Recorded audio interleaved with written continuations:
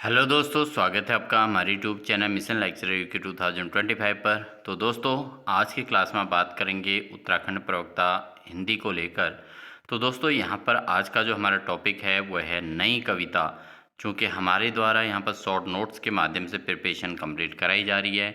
तो आज की क्लास हमारी जो प्रयोगवाद के बाद दोस्तों हिंदी के अंतर्गत जो मेन जो टॉपिक है वो है नई कविता, और इसको हम इस क्लास के माध्यम से कंप्लीट करने का प्रयास करेंगे। तो दोस्तों, बिना स्किप किए पूरी क्लास को ज़रूर वॉच कीजिएगा। साथ ही जो अभ्यर्थी अभी चैनल पर नए हैं वो चैनल को सब्सक्राइब जरूर कर लें। साथ ही बेल आइकन दबाकर ऑल नोटिफिकेशन ऑन कर लें। और जिन भी अभ्यर्थियों ने अभी हमारी मेंबरशिप ज्वाइन नहीं किया वो ज़रूर ज्वाइन कर लें दोस्तों, क्योंकि इसी प्रकार की अपडेट्स और क्लासेस आपको हमारे चैनल के माध्यम से मिलते रहने वाली हैं। तो बिना देरी किए हुए आज की क्लास को स्टार्ट करते हैं दोस्तों। तो दोस्तों, जो हिंदी साहित्य के अंतर्गत जो नई कविता है, इसका जो समय माना जाता है 1951 ईस्वी से आगे तक का समय नई कविता का प्रादुर्भाव हुआ था, इसका शुरुआत हुई थी। तो यूँ तो नई कविता के प्रारंभ को लेकर विद्वानों के अनेक विवाद हैं दोस्तों, लेकिन दूसरे शतक के प्रकाशन वर्ष 1951 ईस्वी में नई कविता का प्रारंभ मानना समीचीन है। यानी कि 1951 से जो है नई कविता का समय यहाँ पर माना गया है दूसरे सप्तक के तौर पे। और इस सप्तक के प्रायः कवियों ने अपने वक्तव्यों में अपनी कविता को नई कविता की संज्ञा दी है। तो जब समाजवाद से उतर कर, यानी कि समाजवाद की सारी प्रॉब्लम्स को सॉल्व करने वाले जब कविताएं गाई गई थी प्रयोगवाद के अंतर्गत, ठीक है, तो सामाजिक जो दृष्टिकोण थे, जो नज़रिए थे, जिनमें जो है ऊंच नीच का भेदभाव इससे संबंधित और सभी प्रकार की समस्याओं से संबंधित जब कविताएं रचनाएं हो गई थी, तो उसके बाद जो है नई कविताओं का उदय हुआ दोस्तों। और ये नई नई कविता का जो उदय हुआ 1951 से माना गया। तो जिस तरह प्रयोगवादी काव्य आंदोलन को शुरू करने का श्रेय अज्ञेय जी को जाता है, उनकी पत्रिका जो प्रतीक, ठीक है, जो अज्ञेय की जो पत्रिका है दोस्तों, प्रयोगवादी एग्जाम में पूछा जाता है कि प्रयोगवाद का जो है श्रेय किससे जाता है, वो अज्ञेय को जाता है। और उनकी कौन सी पत्रिका, प्रतीक नामक उनकी जो पत्रिका है, उसको इसका श्रेय जाता है। उसी तरह जो है नई कविता आंदोलन की जो शुरू करने का श्रेय जाता है दोस्तों, वह है जगदीश प्रसाद गुप्त के संपादकत्व में निकलने वाली पत्रिका नई कविता को जाता है। तो नई कविता नामक जो पत्रिका निकली थी दोस्तों, उससे जो है इस समय का की शुरुआत हुई थी, नई कविता नामक समय की शुरुआत हुई थी और इस युग का प्रारंभ हुआ था दोस्तों, ठीक है। नई कविता दोस्तों भारतीय स्वतंत्रता के बाद लिखी गई उन कविताओं को कहा जाता है जिसमें परंपरागत कविता से आगे नए भावबोधों की अभिव्यक्ति के साथ ही नए मूल्यों और शिल्प विधान का अन्वेषण किया गया है। तो ये एक स्वतंत्र भारत की बाद की कविताएं हैं, जिसमें स्वतंत्रता से संबंधित और स्वतंत्रता में किए गए संघर्षों पर आधारित और साथ ही साथ नए जीवन में स्वतंत्र भारत का नया युग कैसा होगा उससे संबंधित कविताएं यहाँ पर कवियों के द्वारा गाई गई, ठीक है दोस्तों। और साथ ही इसमें नए मूल्यों और शिल्प विधान का इसमें अन्वेषण किया गया था। अज्ञेय को नई कविता का भारतेंदु कह सकते हैं, क्योंकि जिस प्रकार भारतेंदु ने जो लिखा ही साथ ही उन्होंने समकालीनों को इस दिशा में प्रेरित किया, उसी प्रकार अज्ञेय ने भी स्वयं प्रथुल साहित्य सृजन किया और औरों को प्रेरित प्रोत्साहित किया था। तो इसमें जो है नई कविता का भारतेंदु जो है किसको कहा जा सकता है, वो अज्ञेय को कहा जाता है। तो एग्जाम में पूछा जाएगा कि नई कविता का भारतेंदु किसे कहा जाता है, तो दोस्तों ये कहा जाता है अज्ञेय जी को, ठीक है। और आमतौर पर दूसरा सप्तक और तीसरा सप्तक के कवियों को नई कविता के कवियों में शामिल किया जाता है। तो दूसरे सप्तक के जो कवि हैं दोस्तों, वह हैं रघुवीर सहाय, धर्मवीर भारती, नरेश मेहता, शमशेर बहादुर सिंह, भवानी प्रसाद मिश्र, शकुंतला माथुर व हरिनारायण व्यास। ये दोस्तों ये दूसरे सप्तक के कवि हैं जिनको नई कविता के जो है प्रारंभिक कवि के तौर पे इनको जाना जाता है, या नई नई नई कविता के कवियों के तौर पे इनको जाना जाता है।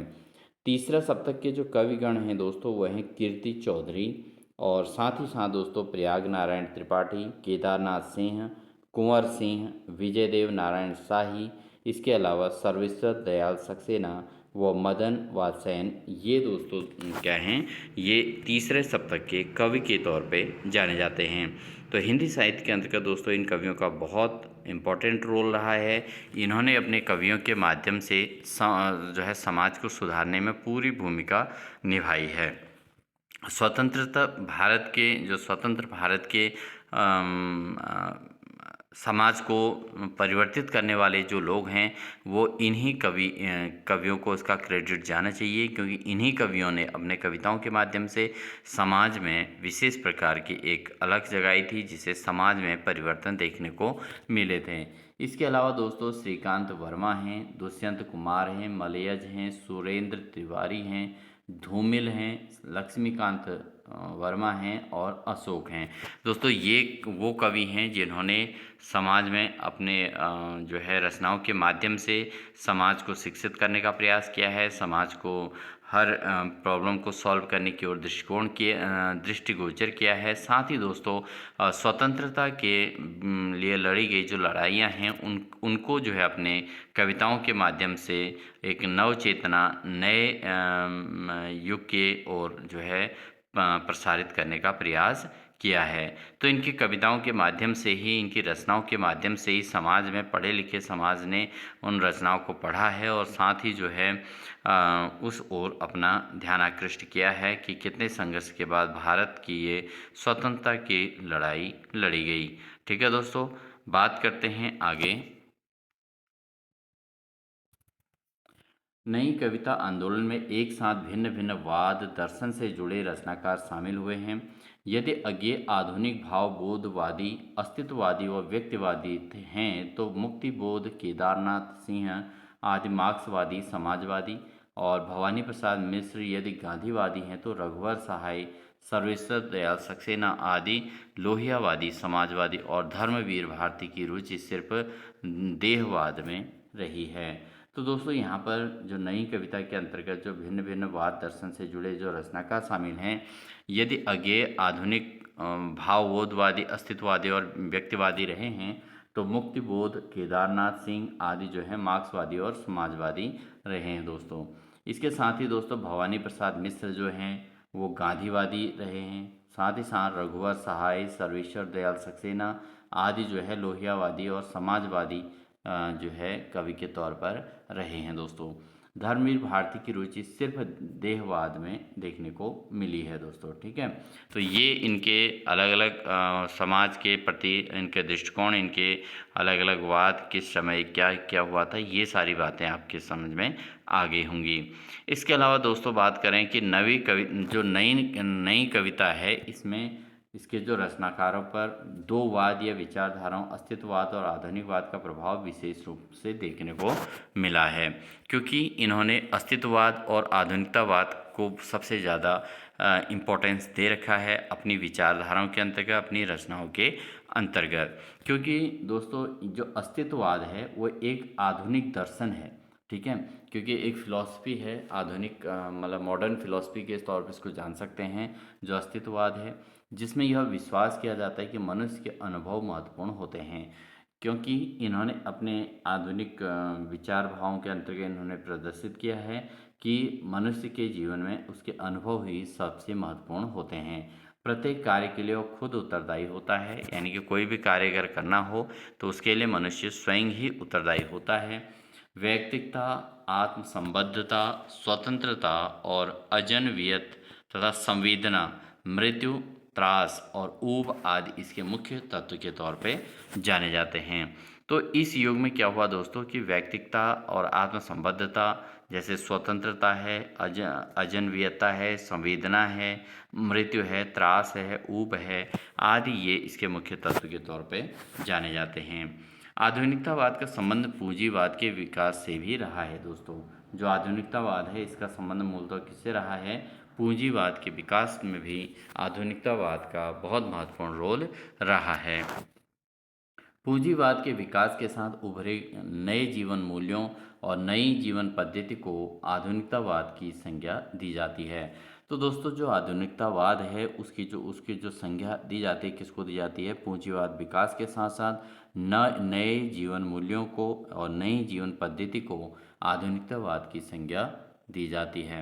इतिहास और परंपरा के विच्छेद, गहन स्वात्म चेतना और तटस्थता तथा अप्रतिबद्धता, व्यक्ति स्वातंत्र्य, अपने आप में बंद दुनिया आदि इसके मुख्य तत्व के तौर पे जाने जाते हैं दोस्तों। ठीक है, तो इतिहास और परंपरा के जो विच्छेद हैं, यानी कि जो पुराना इतिहास रहा है, जो परंपरा है, जो परंपराएं चली आई हैं और जिससे समाज में कहीं न कहीं गलत मैसेज उसके थ्रू जाते थे, जो समाज में दुर्व्यवहार, शोषण की भावनाएं जो थी, जो प्राचीन इतिहास के को देखते हुए, तो वो सारी चीज़ों को जो है इसमें विच्छेदन किया गया है इन कवियों के द्वारा। साथ ही गहन स्वात्म चेतना का इसमें परिचय दिया गया है, साथ ही तटस्थता का परिचय दिया गया है, अप्रतिबद्धता को महत्व दिया गया है और व्यक्ति के स्वातंत्र्य को इम्पोर्टेंस दी गई है और अपने आप में बंद दुनिया इसके मुख्य तत्व रहे हैं दोस्तों। ठीक है, तो ये हिंदी साहित्य के अंतर्गत नई कविता का जो उदय हुआ है उसको लेकर महत्वपूर्ण बिंदु रहे हैं। अब बात करते हैं दोस्तों नई कविता की प्रमुख विशेषताएं क्या क्या हैं। जैसे नई कविता की प्रमुख विशेषताएं क्या हैं कि कथ्य की व्यापकता इसके अंतर्गत पाई जाती है। ठीक है, जो कथन हैं उनको व्यापक तरीके से लिया जा सकता है।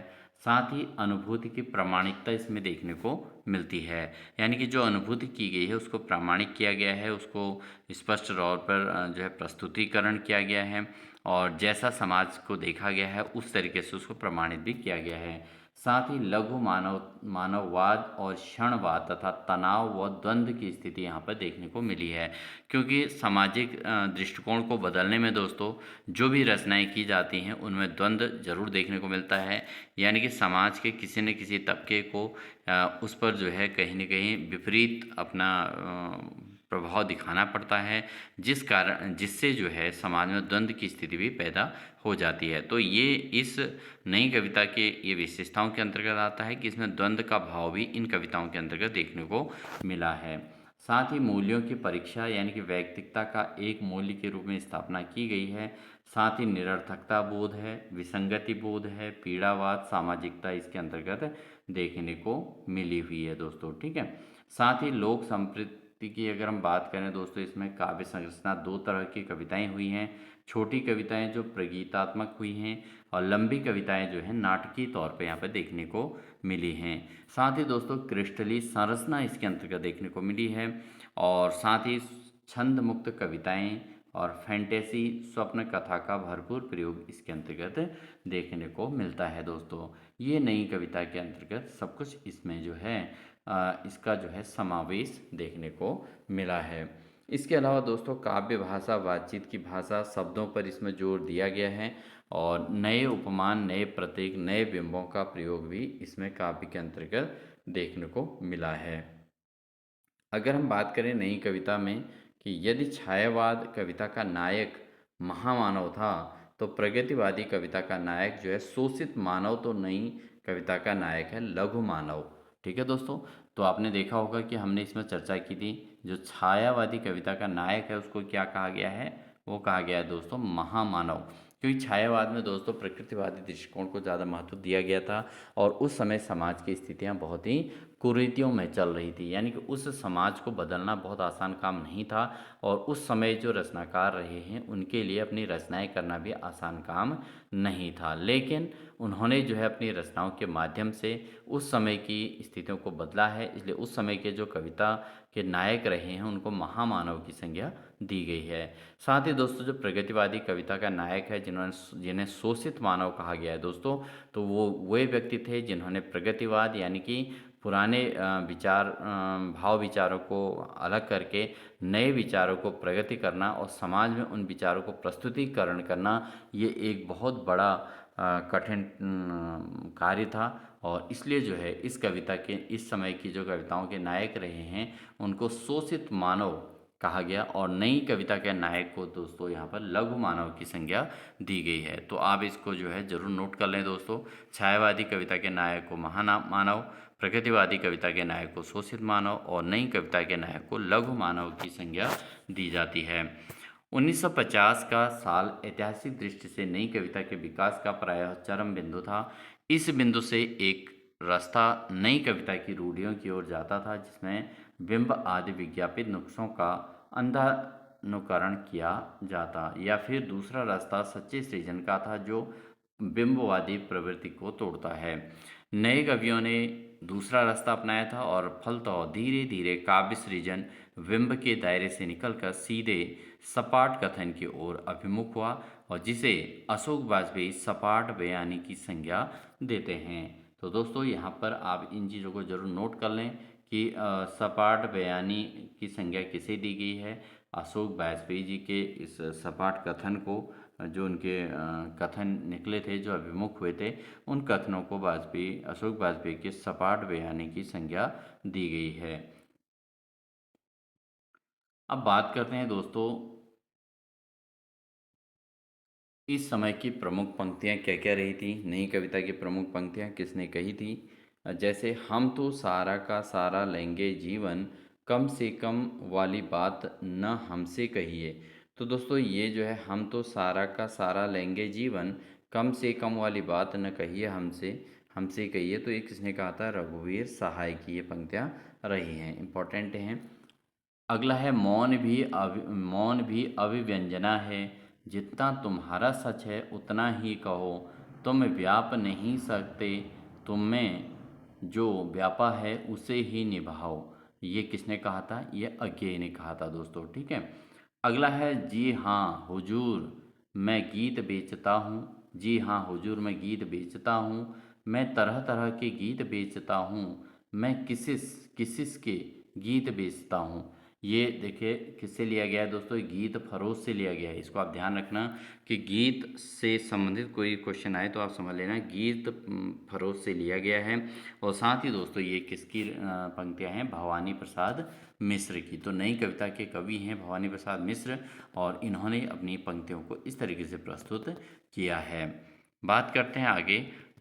हम सब बौने हैं मन से, मस्तिष्क से, भावना से, चेतना से भी, बुद्धि से, विवेक से भी, क्योंकि हम जन हैं, साधारण हैं, हम नहीं विशिष्ट।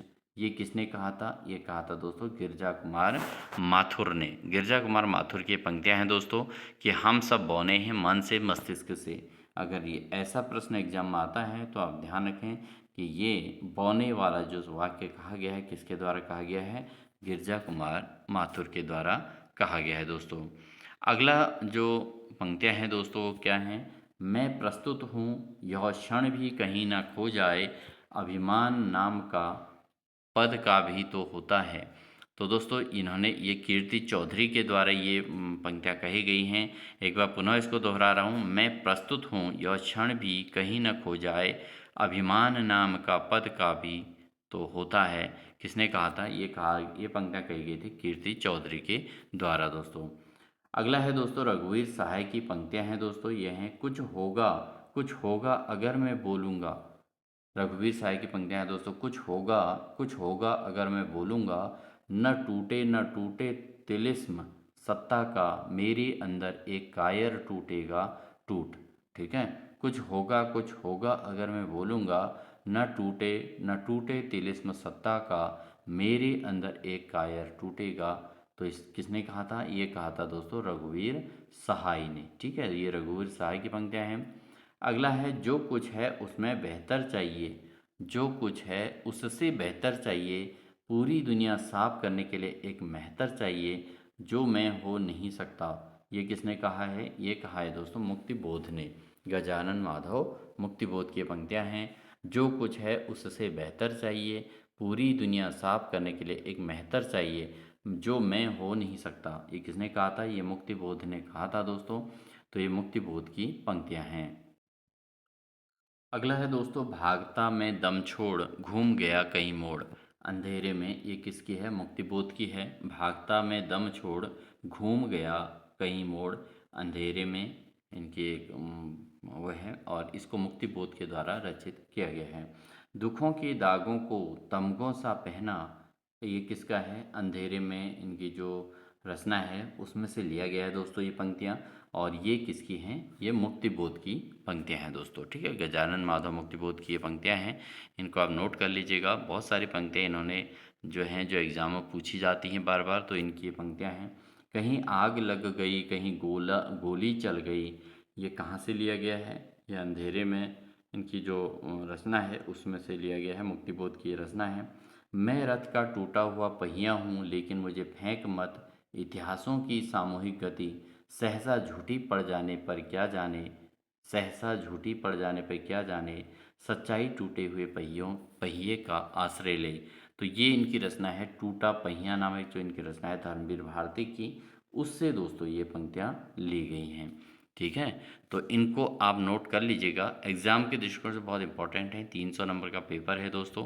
पंक्तियों से रिलेटेड आपको 15-20 क्वेश्चन यहाँ पर देखने को मिल सकते हैं, तो इसलिए आप अपने प्रिपरेशन को इतना स्ट्रॉन्ग कर लीजिए कि आपको कुछ भी स्किप आपका ना हो एग्जाम में। ठीक है दोस्तों, जिंदगी दो उंगलियों में दबी सस्ती सिगरेट के जलते हुए टुकड़े की तरह, जिसे कुछ लम्हों में पीकर गली में फेंक दूंगा, ये किसकी रचना है, ये है नरेश मेहता की पंक्तियाँ हैं। नेक्स्ट है दोस्तों अंधा युग, बहुत इंपॉर्टेंट है, इसको आप नोट कर लीजिएगा कि अंधा युग धर्मवीर भारती की जो रचना है उसके अंतर्गत पंक्ति आपको देखने को अवश्य मिलने वाली है। मैं यह तुम्हारा अस्वस्थामा हूँ, शेष हूँ अभी तक, जैसे रोगी मुर्दे के मुख में शेष रहता है, जैसे रोगी मुर्दे के मुख में शेष रहता है, गंदा कप बासी पीप के रूप में शेष अभी तक मैं जिंदा हूँ। तो जो है ये इनका कहना है। तो दोस्तों ये पंक्तियाँ किसकी हैं, धर्मवीर भारती की हैं, और कहाँ से ली गई हैं, ये अंधा युग। ठीक है, अगला है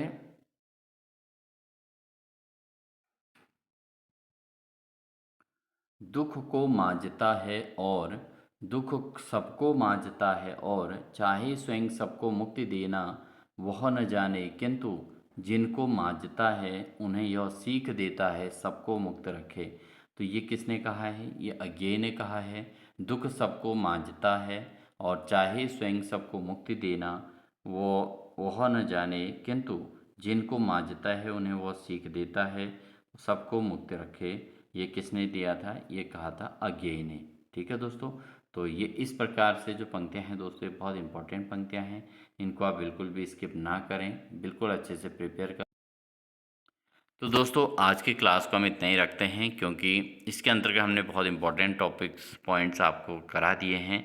आई होप आपने इन इम्पॉर्टेंट पॉइंट्स को नोट कर लिया होगा और कुछ भी आप इसमें से स्किप नहीं करेंगे, क्योंकि बहुत इंपॉर्टेंट फैक्ट्स हैं जिनको आपको तैयार करना ही पड़ेगा। अगर आपको इस छोटे से वैकेंसी लिस्ट के साथ ही इतने बड़े कंपटीशन में अगर आपको सफल होना है तो आपको एक एक चीज़ बहुत गहराई से तैयार करनी होगी। आई होप आप इसी प्रिपरेशन के साथ लगे होंगे, इसी स्ट्रेटजी के साथ अपनी तैयारी कर रहे होंगे दोस्तों। तो इन्हीं सभी शुभकामनाओं के साथ दोस्तों, साथ ही जो भी अभ्यर्थी नए हैं वो वीडियो को, अगर वीडियो अच्छी लगी तो लाइक ज़रूर कर दीजिएगा, चैनल पर नए हैं तो चैनल को सब्सक्राइब कर लीजिएगा, साथ ही बेल आइकन दबाकर ऑल नोटिफिकेशन ऑन कर लीजिएगा, जिससे हम लगातार आपको इसी प्रकार से इन्फॉर्मेशन आप तक पहुंचती रहेगी। और साथ ही दोस्तों आप हमारी लगातार क्लास की प्ले लिस्ट से ज़रूर देख लीजिएगा। जिन अभ्यर्थियों ने अभी तक हमारे चैनल की मेंबरशिप ज्वाइन नहीं की है वो मेंबरशिप जरूर ज्वाइन कर लें। हिंदी प्रवक्ता विशेष और हिंदी प्रैक्टिस सेट की मेंबरशिप जरूर ज्वाइन कर लें दोस्तों, क्योंकि आपको लगातार इसी प्रकार की तैयारी और फाइनल एग्ज़ाम प्रिपरेशन आपको हमारे चैनल के माध्यम से देखने को मिलने वाली है। तो इसलिए जो है बने रहें, साथ ही अपनी तैयारी को मजबूती देते रहें। हमारी क्लासेस के अतिरिक्त आप बहुत ज़्यादा स्टडी करें दोस्तों, केवल इतने के भरोसे पे भी आप ना रहें, लेकिन ये प्रिपरेशन भी आपने करनी है। हम भी अपनी ओर से इंपॉर्टेंट कंटेंट आपको प्रोवाइड करा कर पूरे अपनी की तैयारी में हेल्प करने का प्रयास करते जा रहे हैं और कर भी रहे हैं और करते रहेंगे। अंतिम तक आपको जो है हमारी ओर से तैयारी मिलती रहेगी। इन्हीं सभी शुभकामनाओं के साथ कि आपका सिलेक्शन हो, आज की क्लास को यहीं पे एंड करते हैं। तब तक के लिए दोस्तों wish you all the best.